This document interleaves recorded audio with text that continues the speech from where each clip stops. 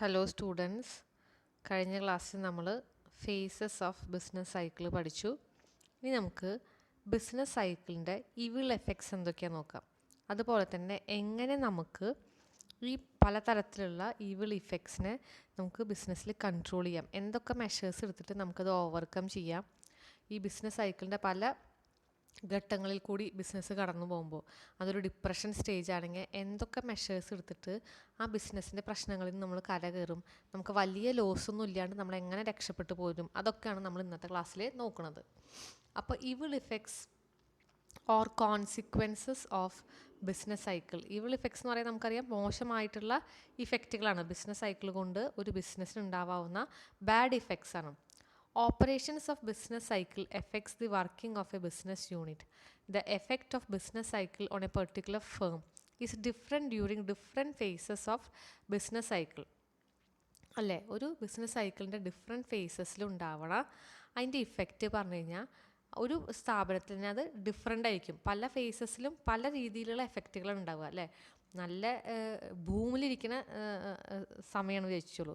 Economy ബൂമിലാണ്, business cycle boom സ്റ്റേജിലാണെങ്കിൽ ആ സമയത്ത് നമ്മുടെ ബിസിനസ്സിൽ എന്ത് എഫക്റ്റ് ഉണ്ടാവുക? നല്ല എഫക്റ്റ് ഉണ്ടാവും. അവിടെ നമ്മുടെ പ്രൊഡക്ഷൻ നമുക്ക് കൂട്ടാൻ സാധിക്കും, ഒരുപാട് സെയിൽസ് ഉണ്ടാവും, പ്രോഫിറ്റ് ഉണ്ടാവും.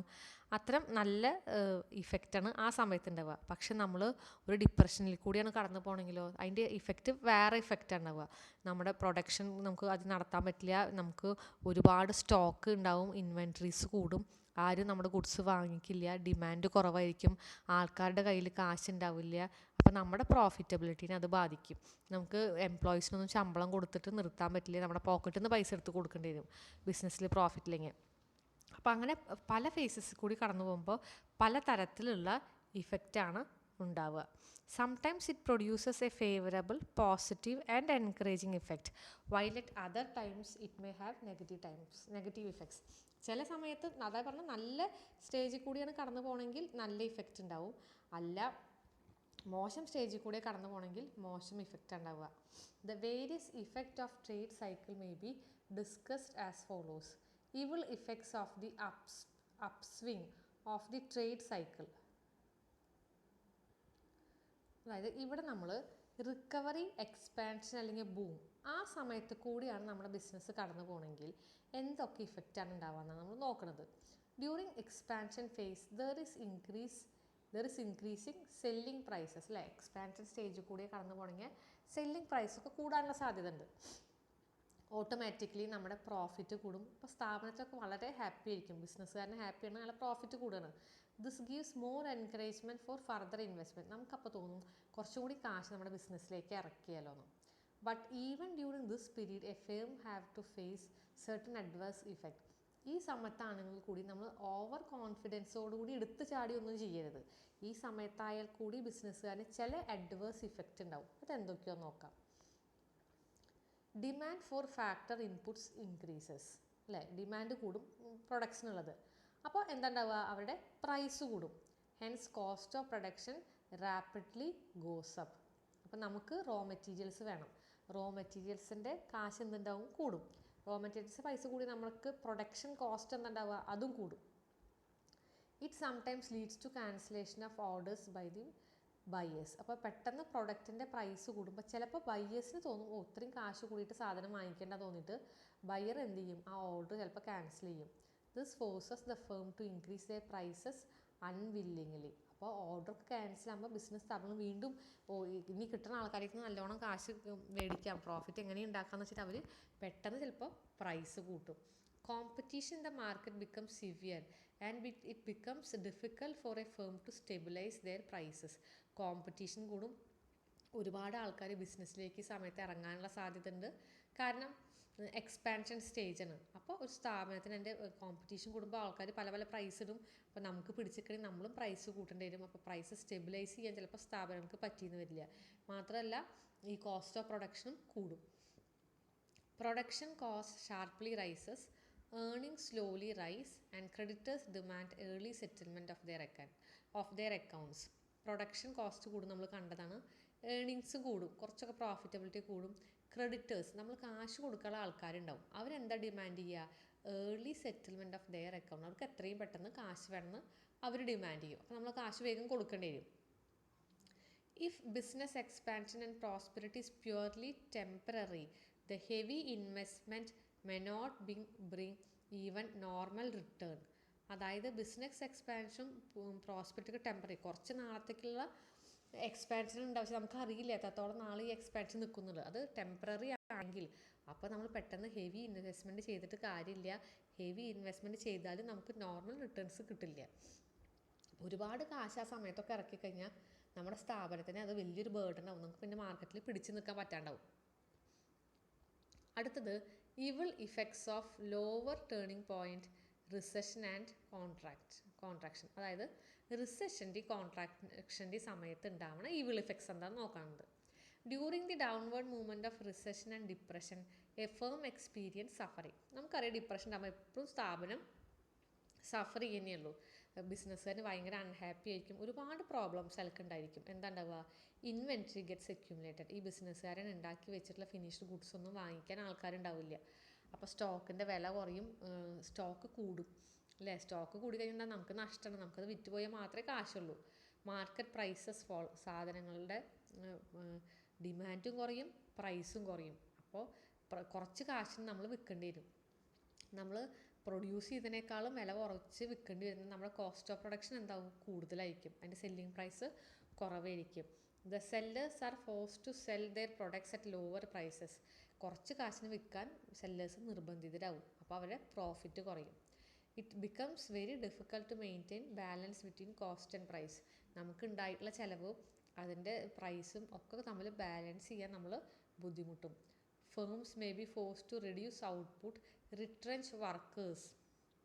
നമ്മൾ പ്രൊഡക്ഷൻ കുറയ്ക്കേണ്ടി വരും. കാരണം ആൾക്കാർക്ക് ഡിമാൻഡ് കുറയും, അതിൻ്റെ പ്രൈസൊക്കെ കുറയുമ്പോൾ നമുക്ക് കോസ്റ്റ് ഓഫ് പ്രൊഡക്ഷൻ കൂടുമ്പോൾ നമ്മൾ നമ്മുടെ ഔട്ട്പുട്ടും പ്രൊഡക്ഷൻ കുറയ്ക്കണം. റിട്രെഞ്ച് വർക്കേഴ്സ്, ആൾക്കാരെ ജോലിയിൽ നിന്ന് പിരിച്ചു വിടേണ്ടി വരും. അവർക്ക് ശമ്പളം കൊടുക്കാൻ നമുക്ക് പ്രോഫിറ്റ് ഉണ്ടാവില്ല. Purchase small amount of raw materials. കുറച്ച് റോ മെറ്റീരിയൽസ് മേടിച്ചിട്ട് കുറച്ചേ നമുക്ക് പ്രൊഡ്യൂസ് ചെയ്യാൻ പറ്റുള്ളൂ. പക്ഷേ എന്താ കാരണം? Fixed cost cannot be reduce. Fixed cost നമ്മൾ ഓൾറെഡി കുറേ കാശ് സ്ഥാപനത്തിന് വേണ്ടി ഇറക്കിയിരിക്കുന്നു. ഇൻവെൻറ്ററി സാധനങ്ങളൊക്കെ മേടിച്ചിട്ട്, നമ്മുടെ മെഷീനറീസൊക്കെ മേടിച്ചിട്ട് ആ കാശൊന്നും കുറയണില്ല അവിടെ. അങ്ങനെ ഫേം മൊത്തത്തിൽ നഷ്ടമാണ് ഉണ്ടാവുക. The smaller units suffer much greater than bigger units in all aspect. ഇത് ഏറ്റവും കൂടുതൽ ബാധിക്കാൻ പോകുന്നത് ചെറിയ ബിസിനസ്സുകാരനാണ്. വലിയ ബിസിനസ്സുകാർ ഡൈവേഴ്സിഫൈ ആയിരിക്കും. ഒരു പ്രൊഡക്റ്റ് അല്ലെങ്കിൽ വേറെ പ്രൊഡക്റ്റ് ഉണ്ടാവും. അവർക്ക് റിസ്ക് ബെയറിങ് കപ്പാസിറ്റി ഉണ്ടാവും. ഫണ്ട് റേസ് ചെയ്യാനും ഒക്കെ അവർക്ക് അങ്ങനെ പല കാര്യവും ഉണ്ടാവും. പക്ഷെ ഇവർ അങ്ങനെയല്ല. ഇവർക്ക് ഒരുപാട് റിസ്ക് ഫേസ് ചെയ്യേണ്ടി വരും. അവർക്ക് ഒരിക്കലും അത് ബാലൻസ് ചെയ്യാൻ പറ്റില്ല. അവർ കോസ്റ്റും പ്രൈസും തമ്മിൽ അവരുടെ പ്രോഫിറ്റ് ഉണ്ടാവില്ല. അവർക്ക് അവർ ബിസിനസ് അടച്ചു കൂട്ടേണ്ടി വരും. They have to wind their business because they cannot continue to operate at loss. നഷ്ടത്തിൽ പോകാൻ അവർക്ക് ബുദ്ധിമുട്ടായിരിക്കും. റിസ്ക് ബെയറിങ് കപ്പാസിറ്റി അവർക്ക് കുറവ് തന്നെയുള്ളൂ. Thus a firm experience lot of hardship during the period of recession and depression. ഈ രണ്ട് സമയത്തും ബിസിനസ് സ്ഥാപനങ്ങൾ ഒരുപാട് കഷ്ടപ്പാട് അനുഭവിക്കേണ്ടി വരും. ഇനി എന്തൊക്കെ മെഷേഴ്സ് എടുത്തിട്ടാണ് നമ്മൾ ഈ ഇവിൾ ഇഫക്ട്സിനെ കൺട്രോൾ ചെയ്യുക? ഒരു പരിധി വരെയെങ്കിലും നമ്മൾ വളരെയധികം ശ്രദ്ധിച്ചിട്ട് എക്സ്പീരിയൻസിൽ കൂടി നമുക്കത് മനസ്സിലാവും. അങ്ങനെ ബിസിനസ്സുകാർക്ക് ഒരു പരിധി വരെ കൺട്രോൾ ചെയ്യാൻ പറ്റും. എങ്ങനെയാണ് ചെയ്യാൻ പറ്റുക നോക്കാം. Of course, a trade cycle is harmful to the economy. It is inherent in the very process of economic growth. Hence, it is dangerous. It impairs the economic stability of a country. In order to control the evil effects of business cycle, a firm can adopt certain measures. These are preventive measures and formal measures. താഴെ പറയുന്നതാണ് ഈ preventive measures. അത് as far as നമ്മൾ adopt ചെയ്യാൻ ശ്രമിക്കുക. Agriculture should not depend upon rainfall. Adequate irrigation facilities should be developed. നിങ്ങൾ ഒരു അഗ്രികൾച്ചറാണ് ചെയ്യുന്നത്, കർഷകനാണെങ്കിൽ നിങ്ങൾ എന്ത് ചെയ്യുക? മഴയെ മാത്രം ആശ്രയിച്ചിരിക്കുന്നത് നല്ലതല്ല. കുറച്ച് വെള്ളം അല്ലാണ്ട് തന്നെ ലഭ്യമാവാനുള്ള സാധ്യതകൾ നിങ്ങൾ മുൻകൂട്ടി കാണണം. Inequalities in distribution of income and wealth should be reduced to the minimum.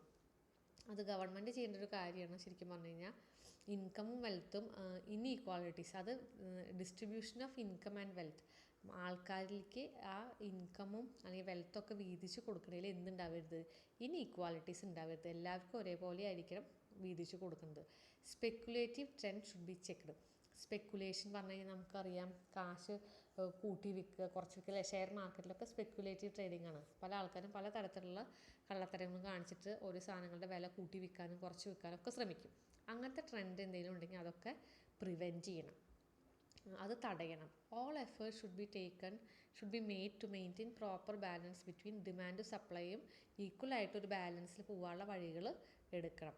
All business and industrial activity should be strictly control ചെയ്തിട്ട് മോണിറ്റർ ചെയ്തതിന് ശേഷം മാത്രമേ അത്ര ആക്ടിവിറ്റീസൊക്കെ നടത്താൻ സമ്മതിക്കാൻ പാടുള്ളൂ. ഇനി അറ്റ് ദി ഫേം ലെവൽ ഇത് ചെയ്യേണ്ടതൊക്കെ ആരാണ്? അതൊക്കെ ശരിക്കും ഗവൺമെൻറ് ചെയ്യേണ്ട കാര്യങ്ങളാണ്. ഫേം ലെവലിൽ ബിസിനസ് സ്ഥാപനം എന്തൊക്കെ ചെയ്യണം? Avoid undue increase in plant and equipment and in dividend. വെറുതെ നിങ്ങൾ പ്ലാന്റ് ആൻഡ് മെഷീനറിയിലും എക്യുപ്മെൻറ്റിലും ഒരുപാട് പൈസ കൊണ്ട് ഇൻവെസ്റ്റ് ചെയ്യരുത്. കുറേ ഡിവിഡൻഡ് കൊടുക്കരുത് ഷെയർ ഹോൾഡേഴ്സിന്. Manage the plant in such a way as to avoid decrease in production unit, avoid increase in unit overhead. അതായത് പ്രൊഡക്ഷൻ കോസ്റ്റ് കുറയ്ക്കാൻ നോക്കുക, അനാവശ്യമായ ചിലവുകൾ കൂട്ടാതിരിക്കുക, മെയിൻറ്റെയിൻ സാറ്റിസ്ഫാക്ടറി ലേബർ കണ്ടീഷൻ, ലേബേഴ്സിന് വെൽഫെയറും കാര്യങ്ങളൊക്കെ കൊടുക്കുക, അവരെ സന്തോഷിപ്പിക്കാൻ നോക്കുക. അവോയ്ഡ് എക്സസീവ് ഇൻവെൻട്രീസ്, ഒരുപാട് ഇൻവെൻട്രീസ് ഉണ്ടാക്കി വെക്കരുത്, ഒരുപാട് സാധനങ്ങൾ സ്റ്റോക്ക് ചെയ്ത് വെക്കരുത്. കാരണം നാളെ അത് മേടിക്കാൻ ആരും ഇല്ലെങ്കിൽ നമ്മുടെ കാശാണ് നഷ്ടപ്പെട്ടു പോവുക. Avoid purchase commitments in excess of financial resources. നിങ്ങളുടെ കയ്യിലുള്ള കാശിനനുസരിച്ച് മാത്രം നിങ്ങൾ ഗുഡ്സ് പർച്ചേസ് ചെയ്താൽ മതി. ഉള്ള കാശിനേക്കാൾ കൂടുതലും പർച്ചേസ് കമ്മിറ്റ്മെൻറ്റ് ഉണ്ടെങ്കിൽ നാളെ കാശൊക്കെ കൊടുക്കാൻ നിങ്ങൾ ബുദ്ധിമുട്ടും. Avoid excessive sales which result in cancellation. Sale orders ഒരുപാട് പിടിച്ച് വെക്കണ്ട, കാരണം നാളെ അതൊക്കെ ക്യാൻസൽ ആയി കഴിഞ്ഞാൽ നമുക്ക് ബുദ്ധിമുട്ടാവും. Avoid over investment, over production and expansion. ഈ സമയത്ത് ഡിപ്രഷൻ്റെ സമയത്തൊന്നും ഒരിക്കലും എക്സ്പാൻഷനെ പറ്റി ചിന്തിക്കരുത്, ഒരുപാട് പ്രൊഡ്യൂസ് ചെയ്യരുത്, ഒരുപാട് കാശ് ഫിക്സഡ് അസറ്റിലോ കാര്യങ്ങളിലോ ഒന്നും ഇൻവെസ്റ്റ് ചെയ്യരുത്. Prevent temporary diversification programmes. ഈ സമയത്തല്ല നമ്മൾ ഡൈവേഴ്സിഫിക്കേഷനും വേറെ പ്രൊഡക്റ്റ് ഉണ്ടാക്കുന്നതിനെ പറ്റിയൊക്കെ ചിന്തിക്കേണ്ട സമയമല്ല ഇക്കോണമിയിൽ. അപ്പോൾ ഇത്തരം മെഷേഴ്സൊക്കെ എടുത്തു കഴിഞ്ഞാൽ നിങ്ങൾക്ക് ഒരു പരിധി വരെ നിങ്ങളുടെ ബിസിനസ് സ്ഥാപനം അടച്ചു പൂട്ടാണ്ട് പിടിച്ചു നിൽക്കാൻ സാധിക്കും. So this is enough for today. We'll see you in the next class. Thank you, children.